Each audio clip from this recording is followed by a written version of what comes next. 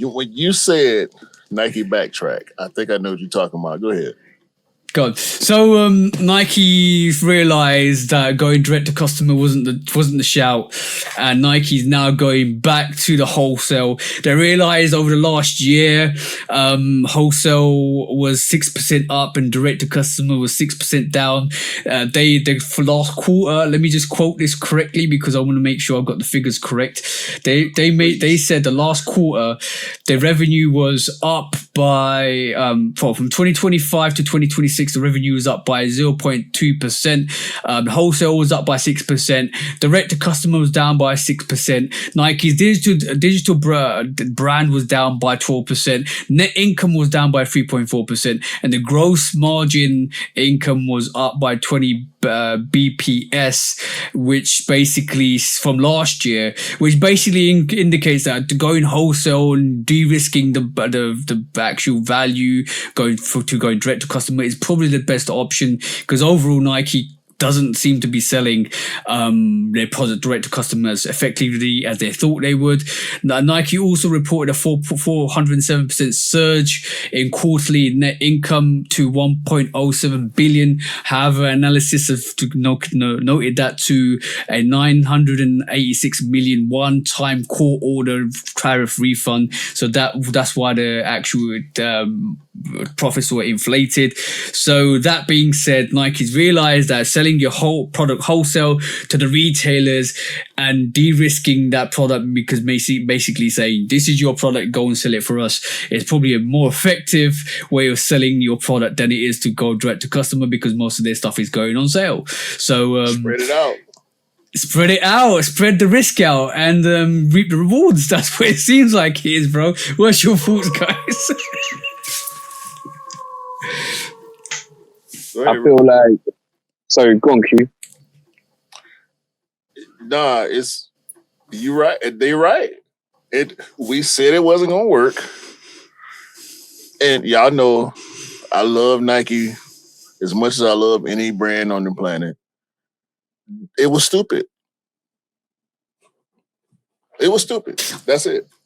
Now, my counter argument to that is, how many of these tier 0 stores or tier 1 stores want Nike products? With the realization that most of the products are going on sale, with the realization that to get these tier 0, tier 1 products, you have to have a percentage of wholesale products that probably will go on sale. They did it to themselves. Did they not? They did. They did. They allowed New Balance and Asics and Vans to come in and fill up the spaces on the shelves that they said they didn't want anymore. Hoka, On Cloud, they did it to themselves. So what y'all expect? I go to the Nike store. I can't say the average sneakerhead is running to the Nike store. Ain't that many fucking Nike stores. There are not as many Nike stores as there are JD Sports and Hibbets and City Gear. And to be 12% down on your digital sales, that tells a lot. Because that means not a lot of people running to the digital stores to see what Nike's got. All right, cool. This is a really, really odd one or good question. One or two. When's the last time Nike gave an exclusive access on Sneakers app? When's the last time you got a Sneakers pass or any exclusive stuff from the Sneakers app? In the UK, Rufio first. Can you remember what last notification you got when it says, "Oh, exclusive early access"? So the last early access I got was on the Black Cat, but I think almost everybody got that.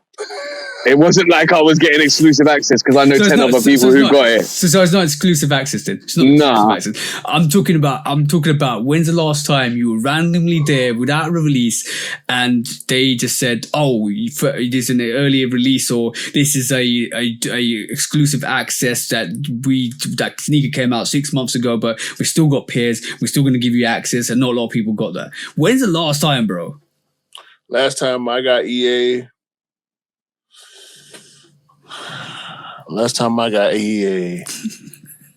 unwarranted was the pollen ones. Whoa. When did the pollen ones come out, bro? Shit, 2023. What?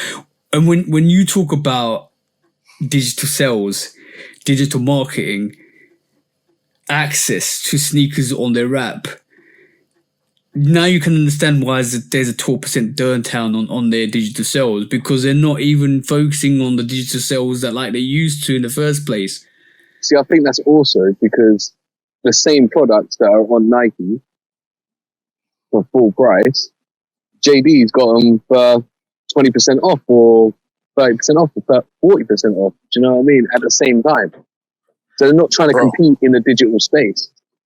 Bro, the green Apple 95s were supposed to be JD exclusive. Everybody got them. Everybody got them. On the flip note, going to your influencer to buy sneakers isn't working. Look at Travis. Look what happened with that release.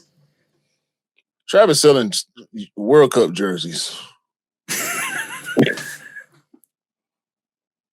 I get a fucking notification every other day with a different World Cup jersey with the shit upside down from Travis. It's our experience with sneakers app has not been the same for a long time. I noticed that the other day. It's not been the same for a long time, bro. But even Sneakers Day, they've not been doing Sneakers Day for ages now. Why you had to bring up Sneakers Day? Bro, you know what? Not to be used without the express written consent of the Shoot Dog Podcast. One thing, you could do one thing to even bring up the hype with sneakers. Why don't you make that app more interactive? Why don't you do treasure hunts with that map? Regional treasure hunts with that map? Why don't you do something? You got to play the video game, TJ. You got to play the video game that they put on there. When you post your fit pics, you have to tag Nike Fit Check. You got to watch all the stories. You have to incentivize the company to give you more.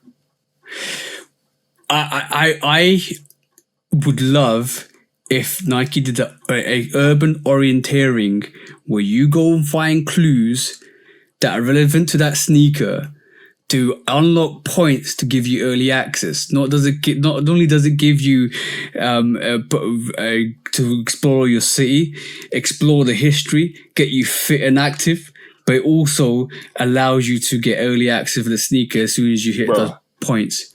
Bro, there's so much you can do with that app. Bro, the shareholders don't give a fuck about your ideas. And then the consumers don't give a fuck about your product. Then that's simple as that. They don't care about Rufio's ideas. They don't give a fuck about our ideas. Okay? They want the money, and if they don't see it making money, fuck it.